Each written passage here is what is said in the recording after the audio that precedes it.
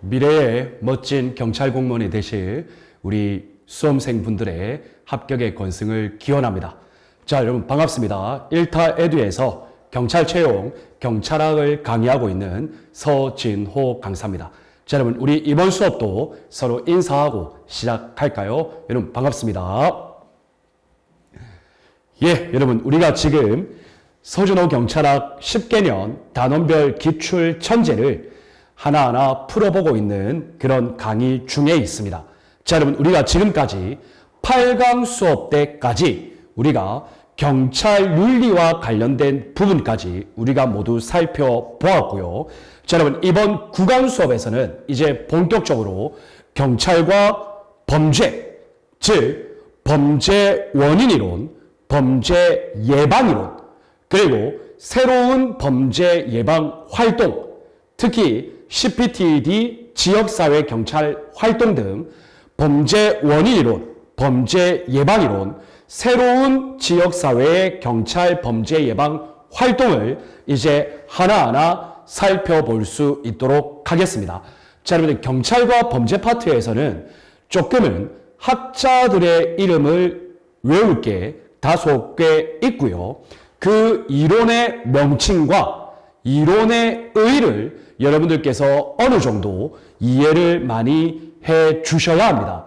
그래서 그 어떤 파트보다도 좀 외울 게 많다. 그러나 그 외울 게 많다는 것도 결국에는 반복하다 보면 여러분들 자연스럽게 이론, 학자명, 의의가 여러분들 자연스럽게 암기되는 현상을 겪게 될 것입니다. 그리고 제가 기출문제풀이 중간중간에 조금은 쉽게 외울 수 있는 방법들도 소개를 해 드릴 거니까요. 자, 여러분들 이번 9강 수업부터는 경찰과 범죄 파트를 우리가 하나하나 살펴볼 수 있도록 하겠습니다.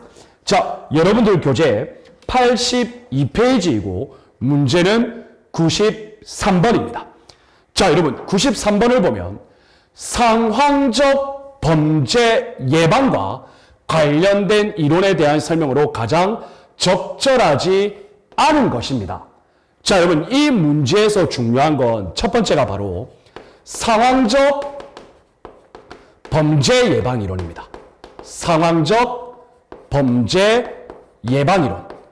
자, 여러분 이 상황적 범죄 예방 이론은 현대적인 범죄 예방 이론의 범주의 하나로서 이 상황적 범죄 예방 이론은 시험에 엄청나게 많이 출제가 되고 있다라는 거 여러분들 꼭 명심을 해 주시길 바라고요. 자, 그렇다면 여러분들 이 상황적 범죄 예방이라는 것이 도대체 무엇인가? 자, 여러분 우리가 기본서를 공부하는 시간은 아니기 때문에 간단하게 저와 함께 한번 리마인딩을 하고 해당 문제를 풀어볼 수 있도록 하겠습니다. 상황적 범죄 예방 이론이라는 것은 상황에 집중하셔야 됩니다. 그래서 범죄 상황에 대해서 일단 범죄를 저지르려고 하는 위험 그리고 어려움을 높이는 것을 상황적 범죄 예방이라고 합니다. 범죄자가 범죄를 저지를 때 범죄의 위험성이 높고 범죄를 저지르는 것이 어렵구나. 이러한 상황을 만들어 나가는 것을 상황적 범죄 예방 이론이라고 하죠. 따라서 범죄 상황에 대한 위험과 어려움을 높이게 되면 그에 대한 반대급부로서 범죄자는 범죄의 기회가 감소하게 될 것입니다. 맞죠, 여러분? 그리고 범죄로부터 얻는 이익도 감소하게 되겠죠. 그래서 여러분들 이러한 다양한 상황적 요건들을 조정해서 범죄에 대한 위험과 어려움을 높이고 반대론 의미에서는 범죄자의 입장에서는 범죄의 기회를 줄이게 되고 범죄의 어려움을 높이기 때문에 범죄의 이익을 떨어뜨리는 그러한 것을 한마디로 상황적 범죄 예방 이론이라고 한다. 자, 여러분들 의의 기억하시겠습니까? 좋습니다. 자, 그러면 여러분들 의의를 여러분들께서 이해하셨다라는 전제하에 이러한 상황적 범죄 예방 이론에는 무엇이 있느냐? 자, 그러면 크게 세 가지가 있습니다. 첫 번째는 합리적 선택 이론입니다. 자, 여러분들 합리적 선택 이론을 주장한 학자는 클락 그리고 코니시가 되겠습니다. 여러분, 저는 이것을 어떻게 암기하냐면요. 여러분, 선택을 하려면 우리가 컴퓨터에서 마우스를 가지고 클릭을 해야 되잖아요.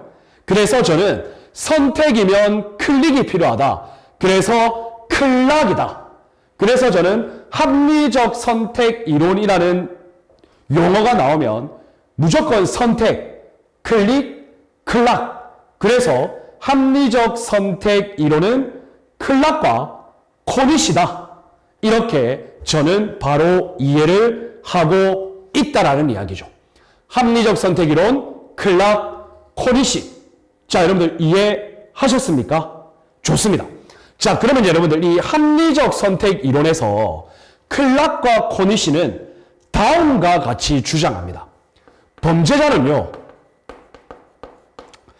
범죄를 저지를 때 그 범죄를 통해서 얻는 이익과 그 범죄를 실행함에 있어서 발생하는 비용을 계산합니다.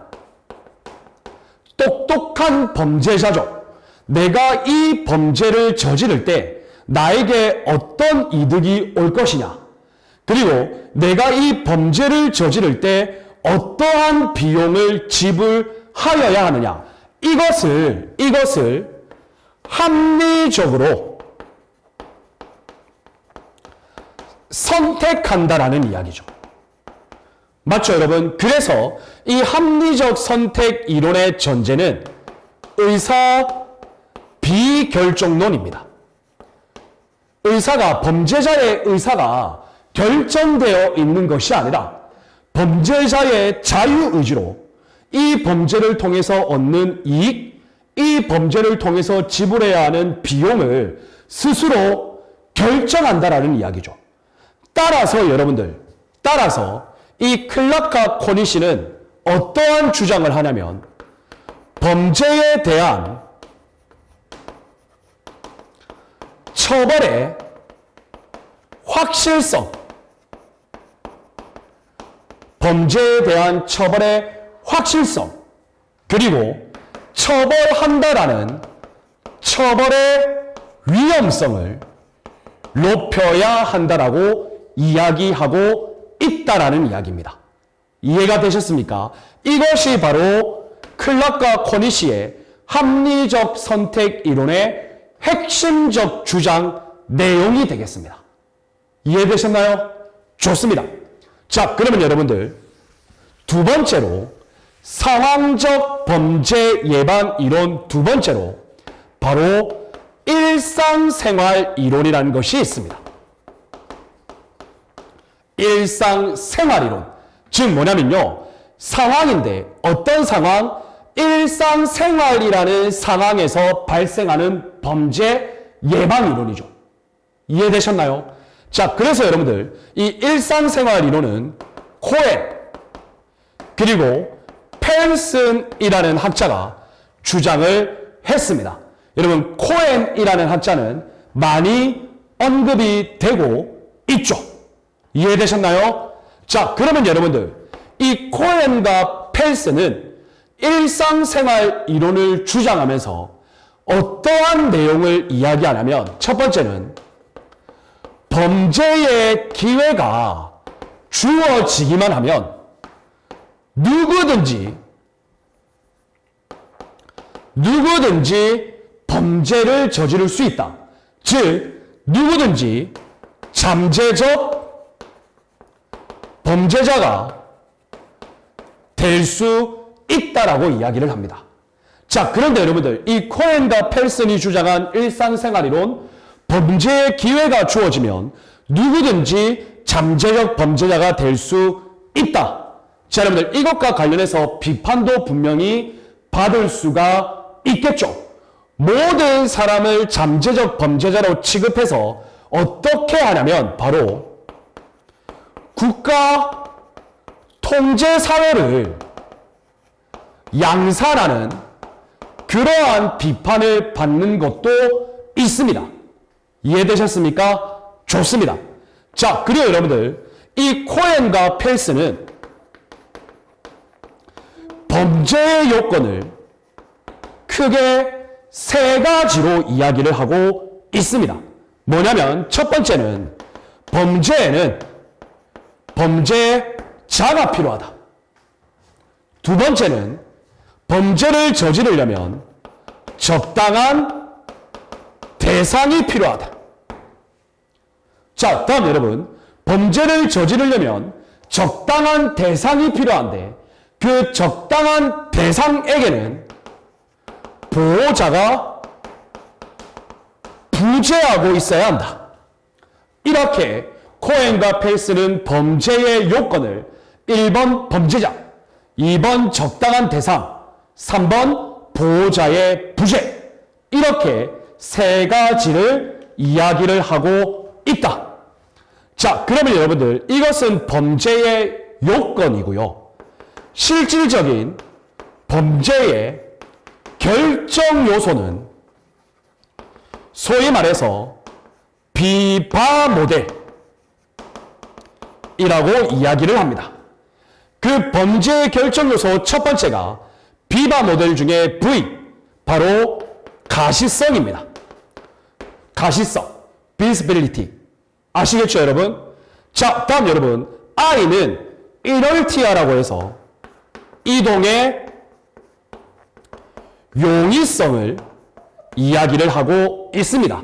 즉, 범죄를 저지르려면 잘 보여야 되죠. 자, 범죄를 저지르고 난 이후에 도주하려면 이동의 용이성이 분명히 있어야 되겠죠. 맞죠, 여러분? 자, 다음 여러분, V. 자, value라고 해서 대상의 가치.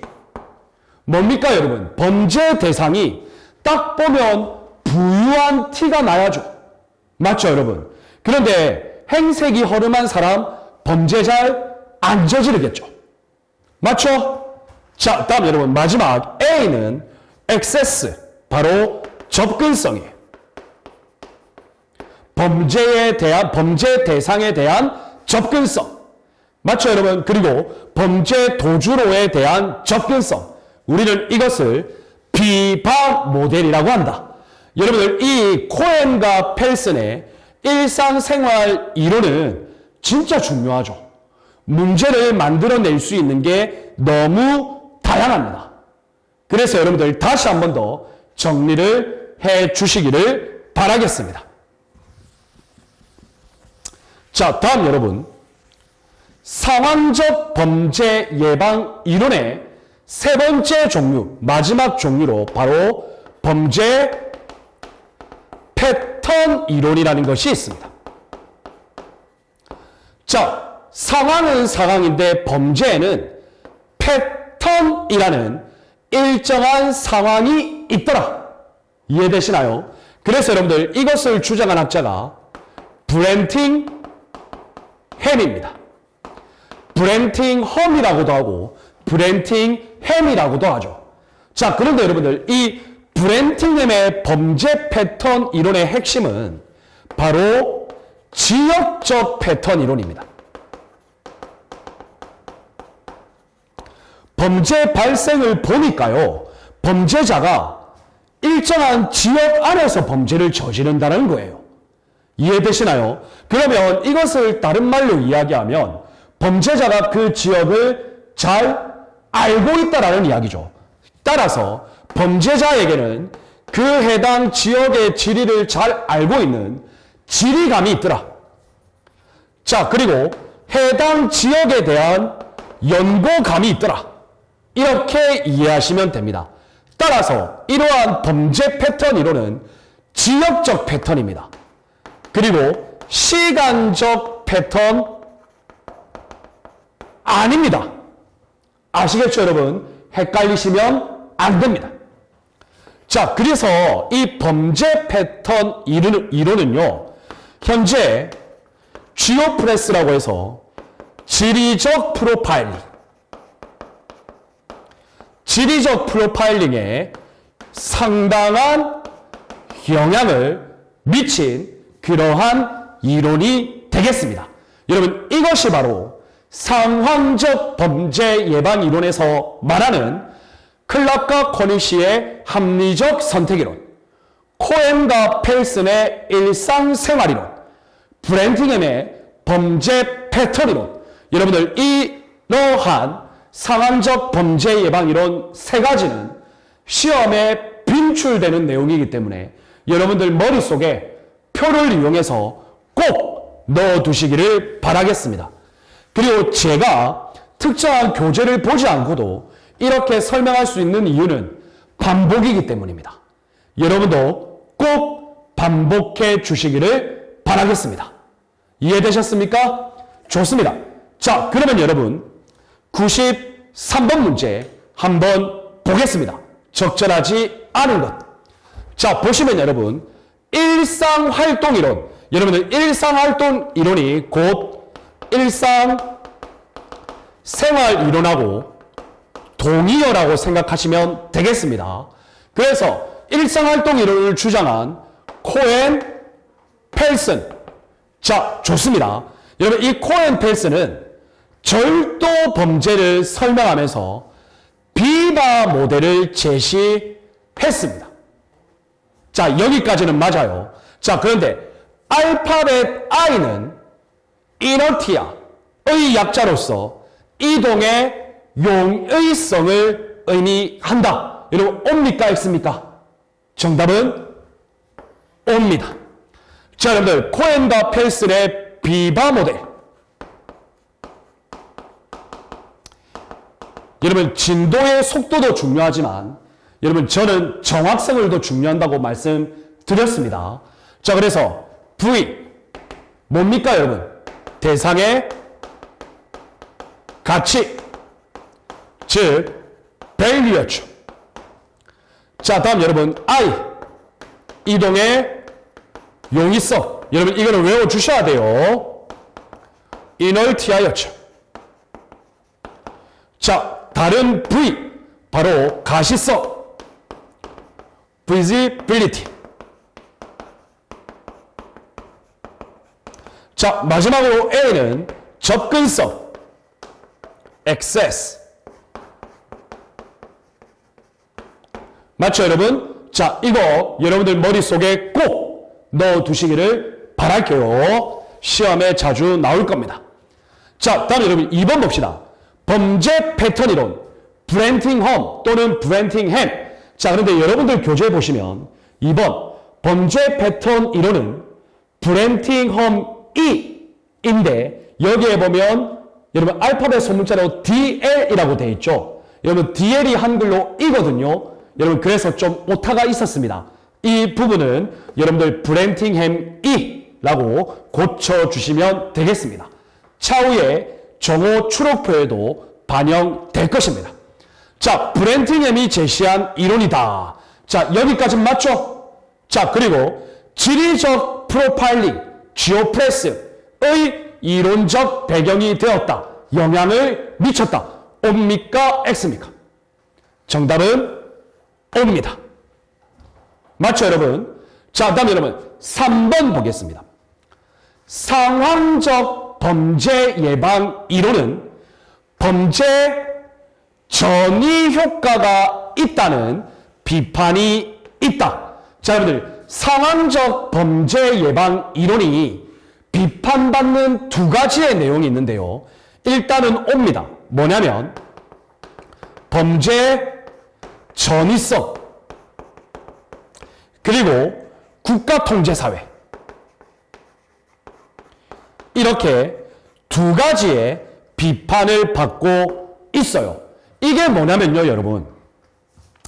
일상활동 이론에서, 코엔과 펠슨의 일상생활 이론에서, 자, 여러분들, 누구든지 잠재적 범죄자로 취급을 해서, 여러분들, 범죄자, 범죄의 대상, 보호자의 부재, 그래서 범죄의 어려움을 높이기 위해서 특정 지역에 CCTV를 대량으로 설치했어요. 자, 그러면 여러분들, 그 지역은 일반적으로 범죄의 감소 효과가 분명히 있을 거예요. 그리고 있다라고 봅니다. 여러 논문에. 저도 지금 그 CCTV 연구를 하고 있고요. 자, 그런데 여러분들, 해당 지역에 CCTV 대량 설치해 놓으면요, 범죄자는요, 다른 지역에서 범죄를 저질러요. 그것이 바로 범죄의 전이효과입니다. 이해되셨나요? 그래서 범죄의 전이성에 대한 비판이 있습니다. 그래서 옵니다. 이해되셨습니까? 좋습니다. 다음 4번 보겠습니다. 상황적 범죄 예방 이론은 개인의 범죄성에 초점을 맞춘다? 여러분, 이거는 조금 고전적 범죄 이론이에요. 범죄성, 인간이 가지고 있는 유전적 성질, 지능, 맞죠, 여러분? 소질, 이러한 것들에 초점을 맞춘 이론이다. X입니다. 이해되셨습니까? 여러분, 상황적 범죄 예방 이론은요, 범죄의 상황성, 대표적으로 범죄의 상황이라는 환경에 초점을 맞춘 거지, 범죄인의 속성에 초점을 둔 것은 아닙니다. 오케이? 좋습니다. 이렇게 해서 적절하지 않은 것은 4번이 되겠습니다.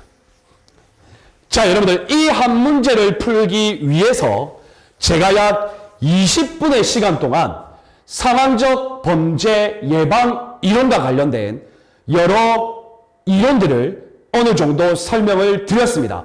여러분, 이 93번에서 물어보고 있는 상황적 범죄 예방 이론은 진짜 중요한 문제니까 여러분들 반드시 기억해 주시기를 바라겠습니다. 좋습니다. 자, 다음 여러분 94번 봅시다. 여러분들, 새로운 범죄 예방 활동의 하나로서 지역사회 경찰 활동이라는 게 있죠. 자, 이 설명과 관련하여 적절하지 않은 것. 여러분들, 우리가 새로운 범죄 예방 활동이라는 것이 있는데, 대표적으로 크게 세 가지가 있다. 그 첫 번째로 지역사회 경찰활동. 자, 여러분, 이 지역사회 경찰활동이 대표적인 내용이에요. 그리고 지역사회 경찰활동이 나중에 이야기하는 것을 모두 포섭하고 있는 큰 활동이라고 볼 수도 있어요. 그런데 우리는 분설해서 첫 번째 지역사회 경찰활동, 대표적인 학자는 스콜릭입니다.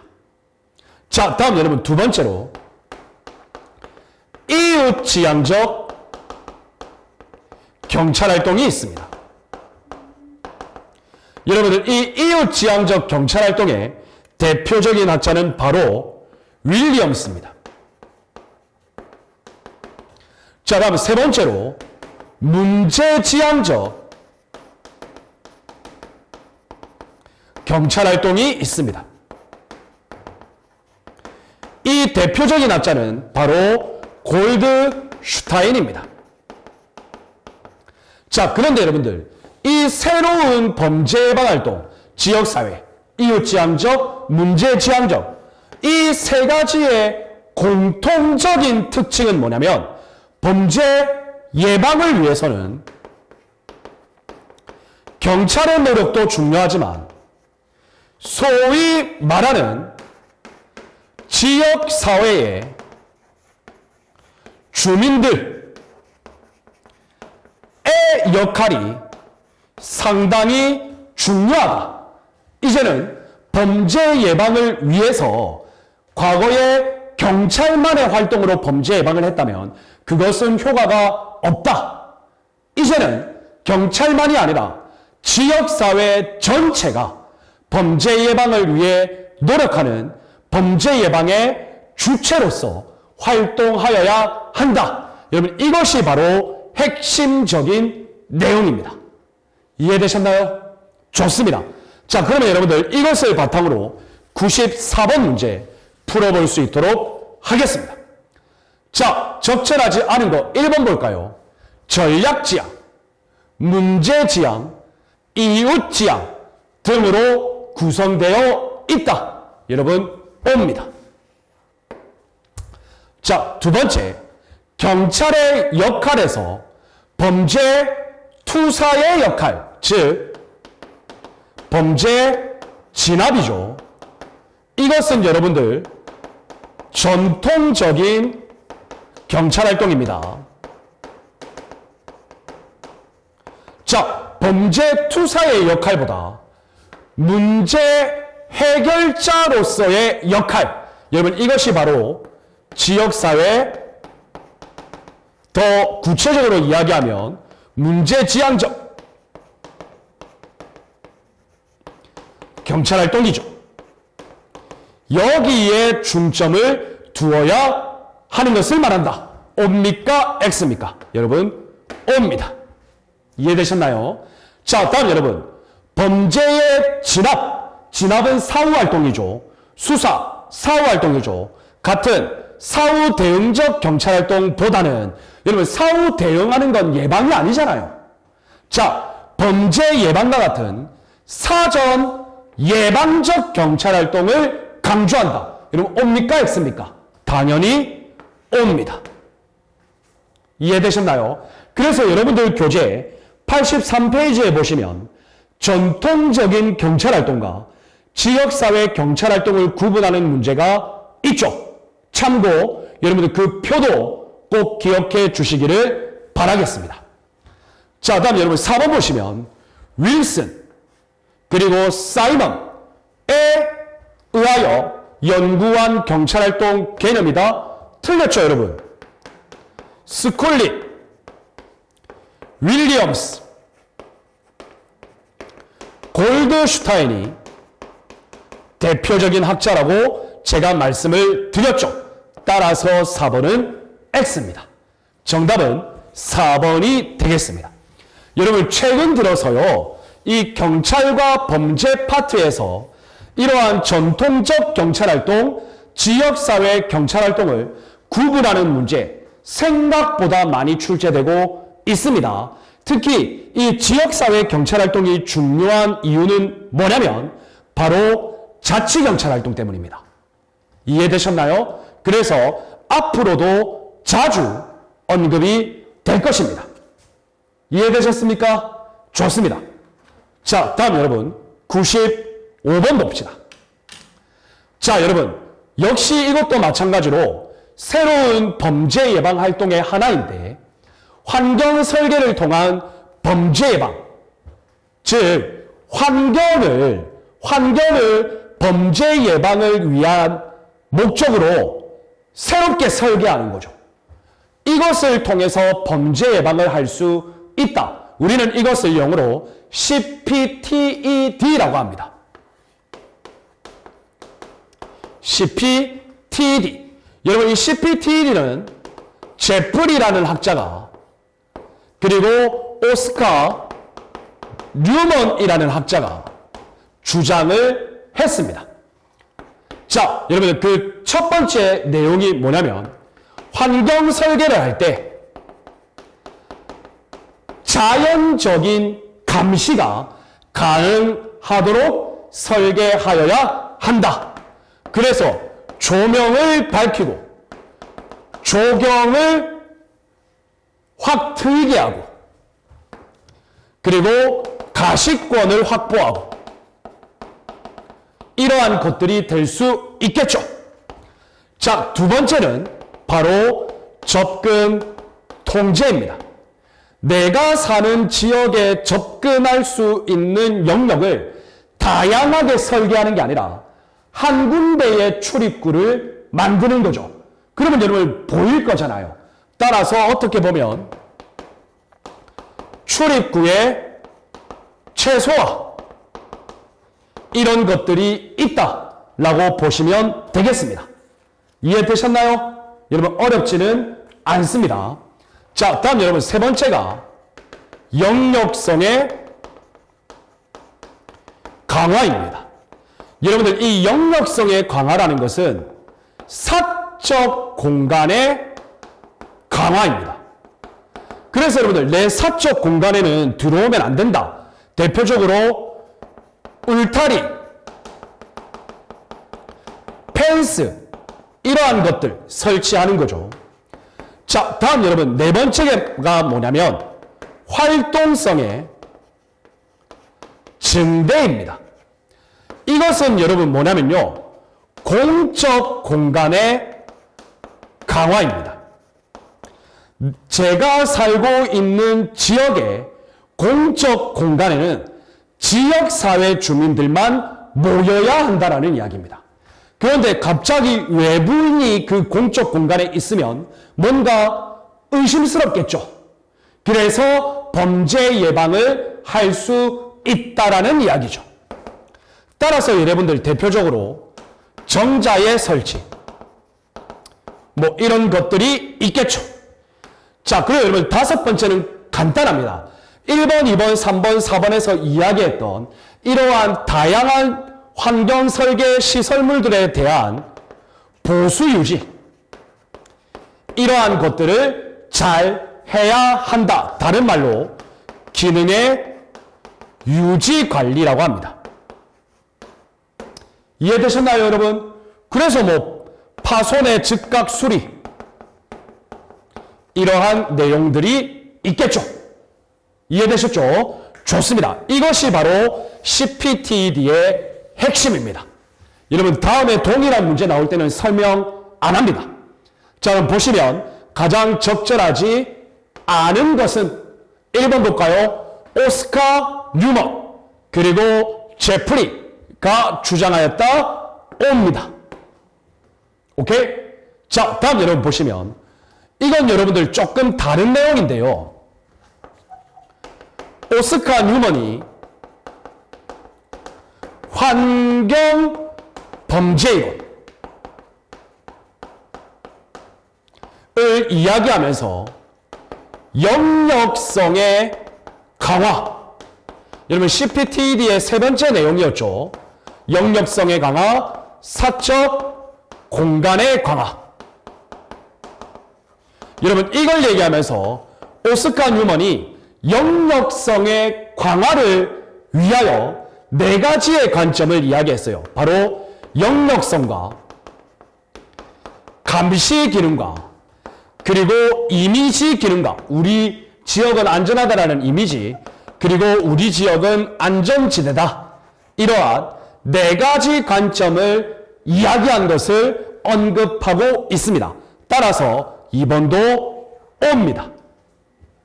여러분 이 2번의 내용은 여러분들 머릿속에 한 번 더 넣어주시기를 바라겠습니다.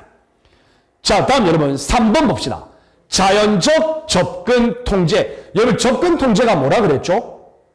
외부인이 나의 지역 안으로 들어올 때 여러 곳으로부터 들어오는 게 아니고 지정된 통로로 들어오게끔 만드는 게 접근 통제죠. 그런데 여기 보시면 가시권을 최대한 확보한다. 가시권의 확보. 자, 다음 외부 침입에 대한 감시 기능을 확대한다. 여러분 이건 뭡니까? 어떤 내용입니까, 여러분들? 어떤 내용이에요? 자연적 접근 통제가 아니라 자연적 감시에 관련된 내용이죠. 따라서 여러분들 3번은 X입니다. 자, 그리고 여러분들 4번은 실제로 시행했던 서울시 마포구 염리동의 사례인데요. 여러분 이거는 솔직히 말씀드리면 아실 필요는 없습니다. 따라서 가장 적절하지 않은 것은 정답은 3번이 되겠습니다. 자, 이런 문제는 좋은 문제죠, 여러분. 그래서 여러분들 교재 83페이지에 환경 설계를 통한 범죄 예방 CPTED의 5가지 기본 원리 있죠. 여러분, 이거는 우리 경찰과 범죄 파트에서 정말 빈출 지문이니까 여러분들 꼭 머릿속에 넣어 두시기를 바랍니다. 중요한 건 자연적 감시, 접근 통제, 영역성의 강화, 활동성의 증대, 기능의 유지 관리의 의도 중요하지만 그 예가 중요합니다. 이해되셨나요? 그래서 그 예를 여러분들이 꼭 머릿속에 넣어 두시기를 바라겠습니다. 자, 좋습니다, 여러분. 다음 96번 보겠습니다. 자, 여러분, 지역사회 경찰활동의 내용 중에 문제지향 경찰활동이라는 게 있는데 이 문제지향 경찰활동이라는 게 뭔가 옳지 않은 것은 여러분들 현대적 관점이기 때문에 전통적인 경찰활동과 좀 비교하시면 돼요. 어려운 건 아니에요. 자, 문제지향적 경찰활동은 단순한 법 집행자의 역할, 여러분 법을 집행하는 건 순수한 경찰활동이죠. 그래서 여러분 이거는 전통적 경찰이에요. 자, 여기에서 단순한 법 집행자의 역할에서 벗어나서 지역사회의 범죄 문제의 근원적 원인을 확인하고 이를 해결하는 역할로 전환해야 된다. 그래서 경찰은 이제 법 집행자가 아니라 경찰은 법 집행자가 아니고 문제 해결자의 역할을 하여야 한다. 이 내용이죠.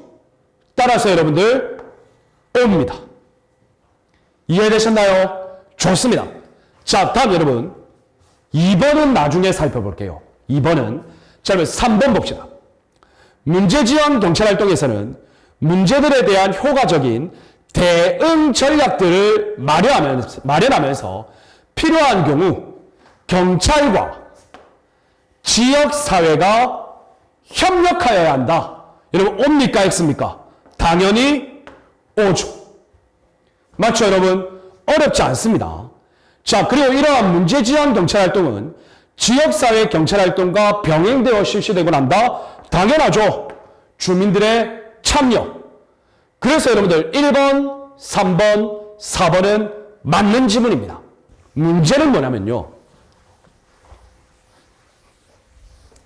일단 2번이 틀렸습니다.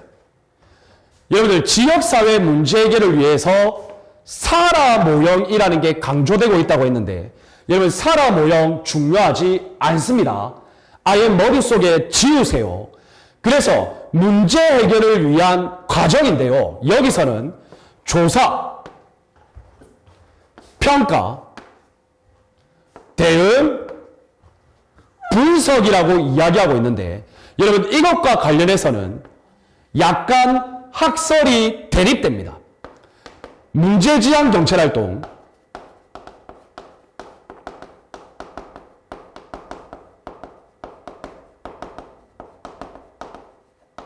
이것과 관련해서 조사, 분석, 대응, 평가.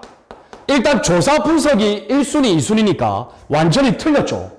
근데 그게 중요한 게 아니고 조사, 분석, 대응, 평가로 보는 학자들도 있어요. 그리고 조사, 분석, 평가, 대응으로 보는 학자도 있어요. 여러분 그래서 기본적으로 저 같은 경우에는 두 번째로 보고 있는데 여러분 이러한 학자들 사이에 논의가 문제되는 것은 조금 내기에는 앞으로 내기에는 부적절하다고 볼 수도 있습니다. 여러분 이게 뭐냐면요. 이 평가의 개념을 어떻게 보느냐에 따라 틀려집니다. 뭐냐면 우리가 어떠한 정책을 수행할 때 문제지향적 경찰활동의 다양한 정책을 수행할 때 이 정책에 대한 사전평가 입장에서 본다면 당연히 2번이 되겠죠. 맞죠 여러분? 그리고 사후평가 입장에서 본다면 당연히 1번 입장이 될 거예요. 그래서 여러분들 이 평가의 의미를 조금 더 정확하게 표현할 수 있어야 됩니다. 사전평가냐 사후평가냐 거기에 따라 이 문제 지향 경찰활동의 조사 분석 그 이후의 상황이 달라질 수 있다는 거예요. 그런데 여러분들 어떠한 내용이든 정책을 수행할 때는 제 개인적인 입장은 먼저 해당 정책에 대한 평가를 하고 난 이후에 대응을 하여야 된다는 입장입니다. 그 정책에 대한 실효성 판단 없이 무조건 먼저 대응해서 실행해서 나중에 평가한다? 잘못되면 어떡할 건데요? 우리 국가 예산 날리면 어떡할 건데요? 그래서 여러분들 이 문제는 조금 논의의 소지가 있다. 그래서 여러분들 이 부분과 관련해서는 문제지향적 경찰활동의 조사, 분석, 대응 평가냐, 조사, 분석, 평가, 대응이냐, 이거는 제가 나중에 여러 교수님들의, 대학 교수님들의 교재를 통해서 한번 제대로 분석해서 여러분들에게 제 경찰학 카페에 한번 정확한 증거를 가지고 한번 논의해 볼 수 있도록 하겠습니다. 아시겠죠, 여러분? 좋습니다. 자, 다음 여러분 97번 보겠습니다. 일단 무조건 2번이 틀렸습니다. 자, 다음 97번입니다. 저는 97번에 보면 범죄 원인 이론입니다. 범죄 원인 이론. 엄청나게 많죠, 여러분. 범죄 원인 이론. 자, 1번 고전주의 범죄학. 자, 그리고 실증주의 범죄학. 그리고 세 번째 사회학적 범죄학.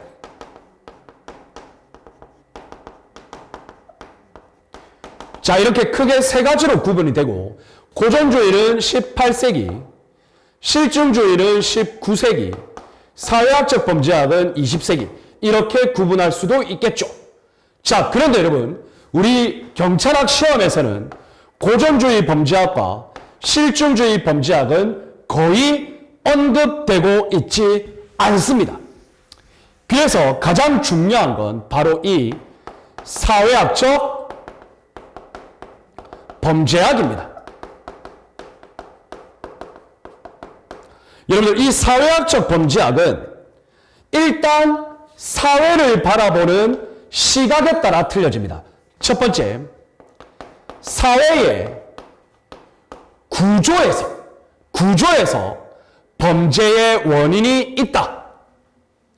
자, 두 번째, 사회의 일정한 통제에서 범죄의 원인이 있다. 자, 다음 세 번째, 사회에서 발생하는 여러 가지 학습에 의하여 범죄의 원인이 있다. 이렇게 사회학적 범죄학은 사회구조이론, 사회통제이론, 사회학습이론으로 구분되죠. 여기에서 다양한 내용들이, 이론들이 나오기 시작한다.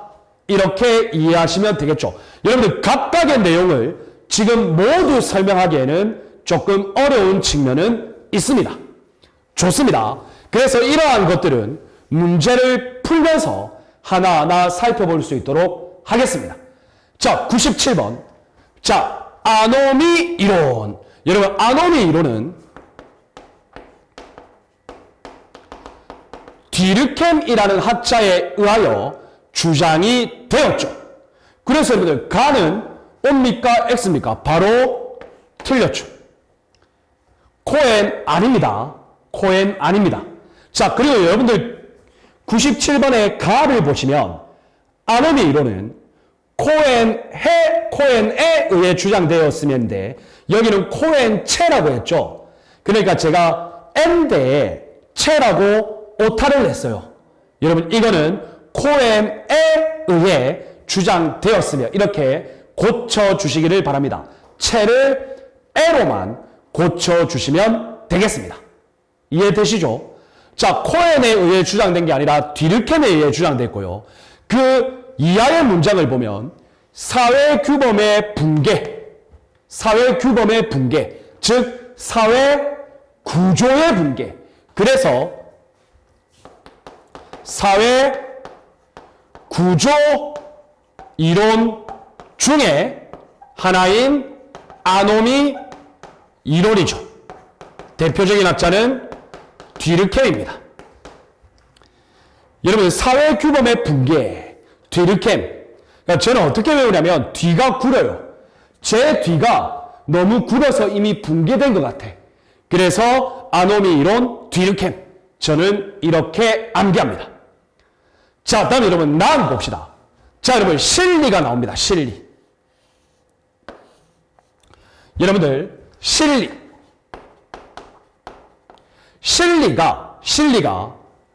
범죄 발생의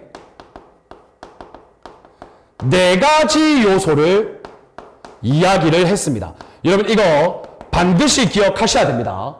자, 여러분 네 가지 요소인데 어떤 요소냐? 저는 이거를 어떻게 외우냐면 3기 자유라고 외웁니다. 3기 자유. 그래서 범죄 발생의 네 가지 요소 첫 번째, 범죄 동기. 오케이? 자, 그리고 범죄 기회.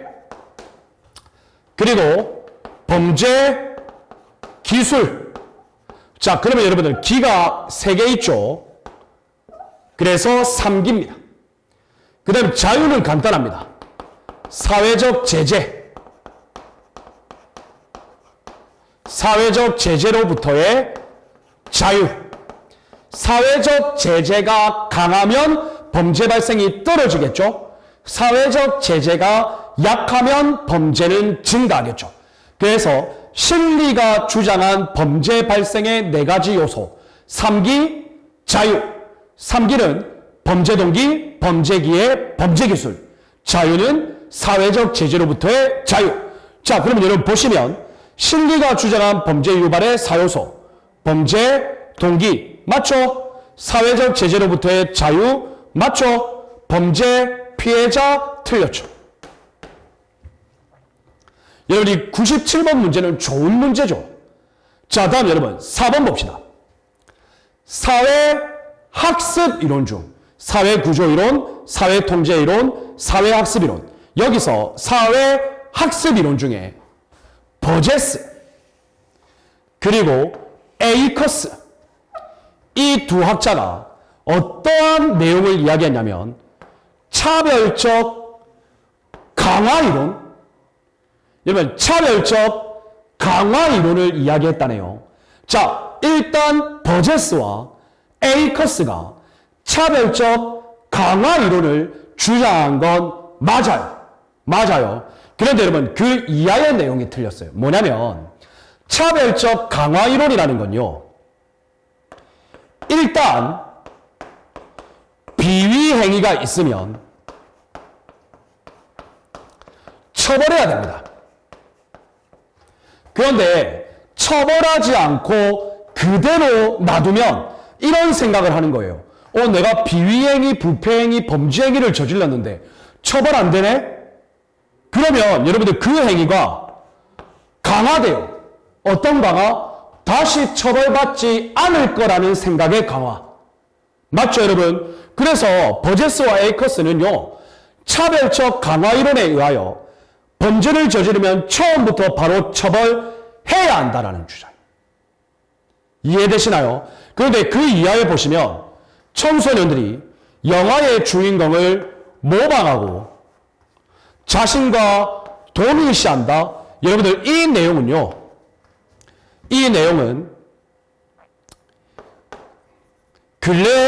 글레이저의 글레저라고도 하고 글레이저라고도 해요. 뭐냐면 차별적 동일시 이론입니다. 동일, 모방한다. 그래서 저는 근래적, 동글 이렇게 외워요. 동글하게 모방한다. 차별적 동일시 이론, 근래적, 동글. 이해되시나요? 그래서 여러분들 다항도 틀렸습니다. 오케이? 자, 좋습니다. 라항 봅시다. 허씨는, 자, 여러분들 허씨가 주장한 내용이 뭐냐면요, 사회 유대 이론입니다. 유대 이론. 여러분, 유대가 뭡니까? 서로 인격적인 관계를 맺고 친해진다라는 거죠. 그래서 친해지려면 허쉬 초콜릿을 선물하면 돼요. 알겠죠, 여러분? 그래서 허쉬 초콜릿, 사회 유대 이론. 그래서 여러분들 사회 유대 관계가 강하면 범죄가 발생할 가능성이 적어지고, 사회의 유대력이 약해지면 범죄 발생 가능성이 높아진다.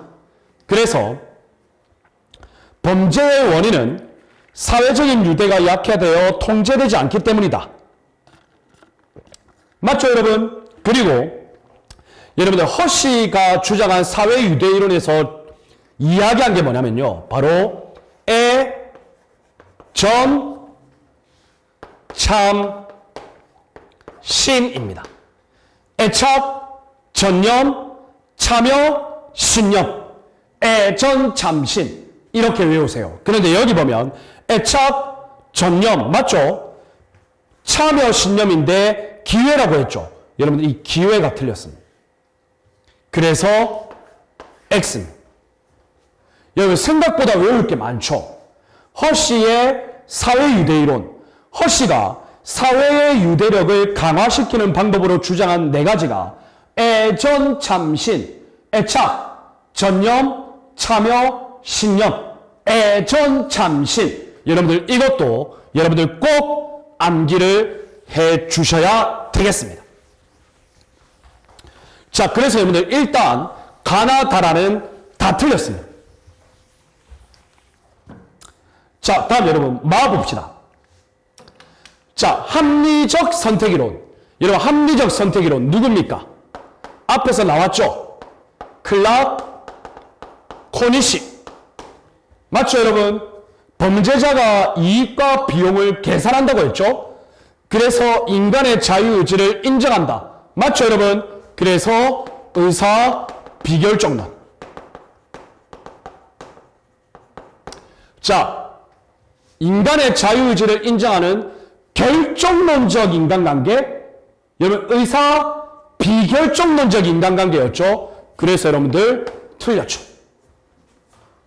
맞죠, 여러분? 함정이 많죠. 그 이하의 내용은 또 맞아요. 이익과 비용을 계산한다. 자신에게 유리하게 합리적으로 선택해서 결정한다. 이건 맞는데 이 결정론적 인간관이 틀렸습니다. 여러분 이 문제 진짜 좋은 문제죠. 자, 다음 여러분 봅시다. 일상생활이론, 일상활동이론이라고도 하죠. 누굽니까, 여러분? 코엔, 펠슨. 대표적으로 뭐가 있었죠? 비바 모델. 자, 그러면 고려되는 네 가지 요소, 가치, 밸류, 이동의 용이성, 이널티아, 가시성, 비지빌리티, 접근성, 액세스 들고 있다. 5주. 맞죠, 여러분? 좋습니다. 자, 다음 4 봅시다. 범죄 패턴 이론 누굽니까? 브렌팅햄. 맞죠, 여러분? 범죄 문제 해결에 적극 참여하는 것이 중요한 범죄 예방의 열쇠다. 여러분 이거는 지역사회 경찰활동이죠. 범죄 패턴 이론하고는 아무 상관이 없죠. 틀렸죠. 자, 그래서 여러분들 옳은 것을 고르시온데 옳은 건 몇 개입니까, 여러분? 한 개밖에 없죠. 정답은 2번입니다. 자, 여러분들 이 문제는 정말 좋은 문제입니다. 범죄 원인 이론, 특히 사회학적 범죄 원인 이론과 거기에 따른 범죄 예방 이론, 특히 상황적 범죄 예방 이론을 총체적으로 물어보고 있는 정말 좋은 문제에 해당한다. 이렇게 생각해 주시면 되겠습니다. 자, 다음 여러분 98번 봅시다. 자, CPTED 가장 옳은 것은, 자, 볼까요 여러분? 자연적 감시. 자, 이 의의는 뭐죠? 건축물 등을 설계할 때 자연적으로 감시가 될 수 있도록 가시권을 최대한 확보하는 거죠. 확보하고 외부에 대한 감시 기능을 확대하는 거죠. 예, 맞습니다. 여기까지는 맞습니다. 자, 그런데 종류로는 조명, 맞죠? 조명을 환하게 하는 거죠. 조경, 앞이 잘 보이게 하는 거죠. 가시권 확대, 맞죠? 자, 그런데 여러분 여기 보세요. 방범창이라는 게 나왔습니다. 방범창. 여러분, 이게 방범창은요, 방범창은 접근 통제에 해당합니다. 그래서 X입니다. 여러분, 제가 말씀드렸죠. CPTED 관련해서 5가지 기본 원리 용어, 의의, 이것도 중요한데 제일 중요한 건 사례, 종류. 여러분들 그거 꼭 기억하셔야 됩니다. 그래서 1번은 X입니다. 자, 다음에 2번 봅시다. 영역성의 강화. 여러분, 영역성의 강화는 이꼬르 사적 공간이라 그랬죠? 그래서 사적 공간에 대한 경계. 자, 일단 맞아요. 자, 그래서 사적 공간에 대한 관리권, 권리를 강화. 맞죠, 여러분? 그래서 외부인들에게 나의 사적 공간에 들어왔다 라는 불법 사실을 인식시키고 범죄의 기회를 차단한다. 예, 맞습니다. 그런데 종류로는 울타리 펜스의 설치 맞습니다. 그런데 여기 보세요. 청결 유지 틀렸죠.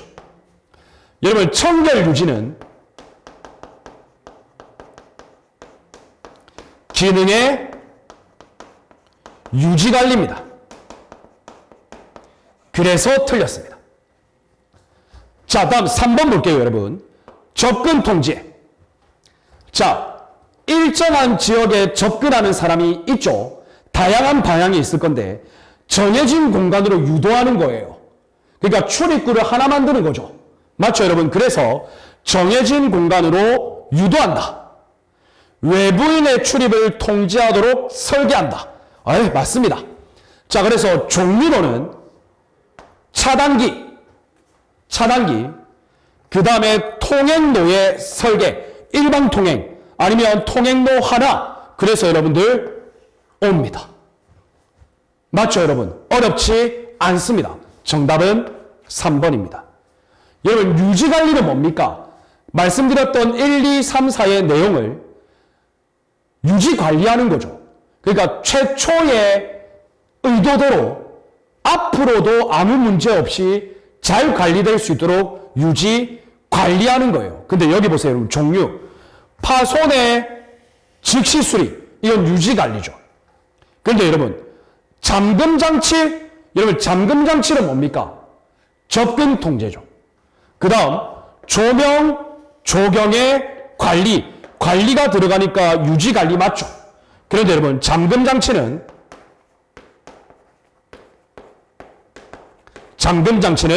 접근 통제입니다.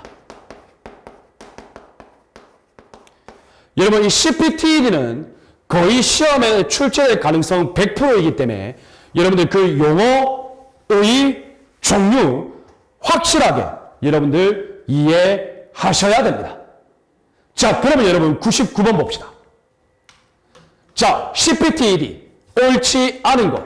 1번 자연적 감시. 볼까요? 조경, 그리고 조경 맞죠? 가시권 확대 맞죠? 오죠.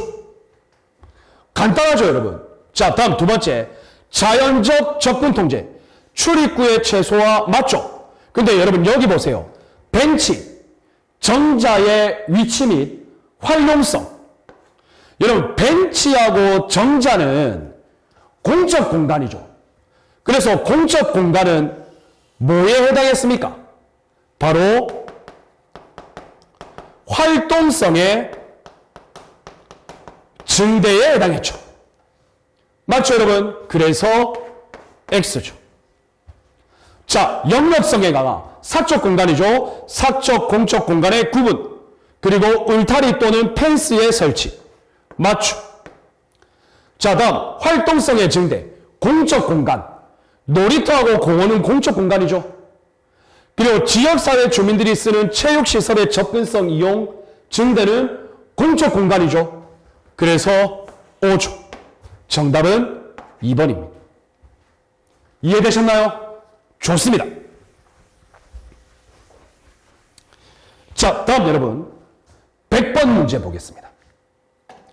자, 범죄 원인 이론 옳지 않은 거.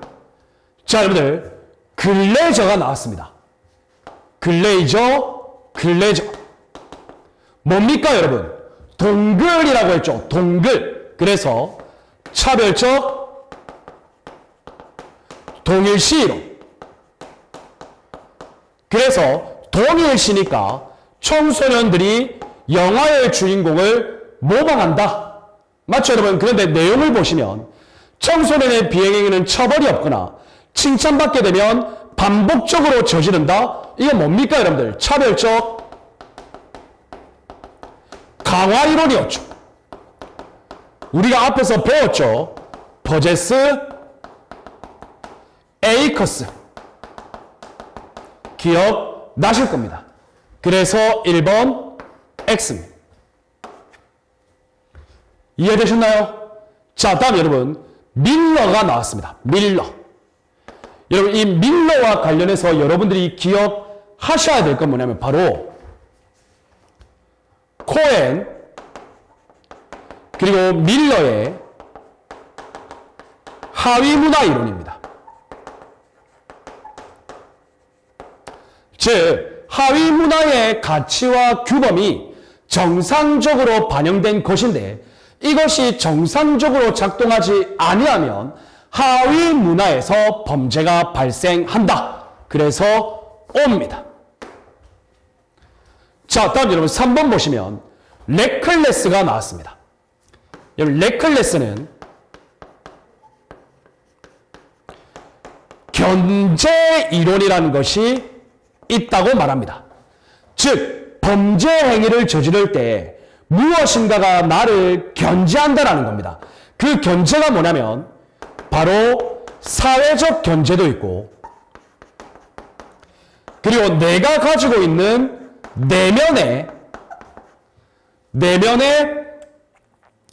건전한 의식이 있다는 겁니다. 이해되시나요? 그래서 내면의 건전한 의식이 강한 사람은 범죄 발생률이 낮고 자기 내면의 건전한 의식이 약하면 범죄를 저지를 가능성이 많죠.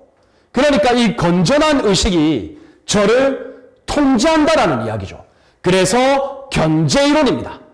그래서 여러분들 이 견제가 나의 내면의 의식, 좋은 자아관념입니다. 그래서 좋은 자아관념은 범죄율을 떨어뜨린다. 바로 O입니다. 이해되셨나요? 자, 다음 여러분 4번을 보시면 역시 코엔과 밀러의 하위문화 이론이에요.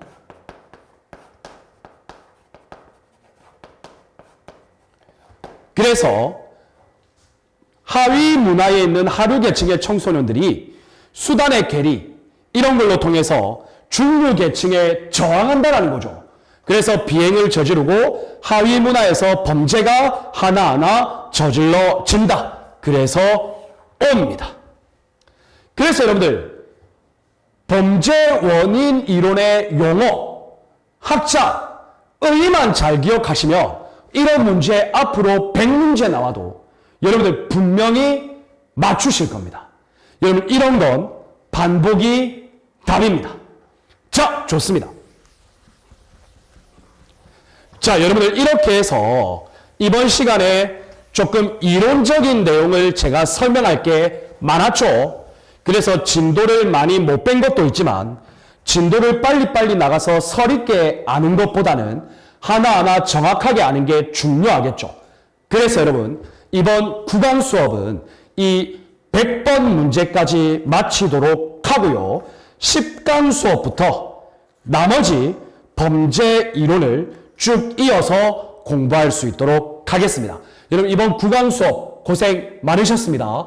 10강 수업에서 경찰과 범죄 마무리할 수 있도록 합시다. 여러분 감사합니다. 10강 수업에서 뵙겠습니다.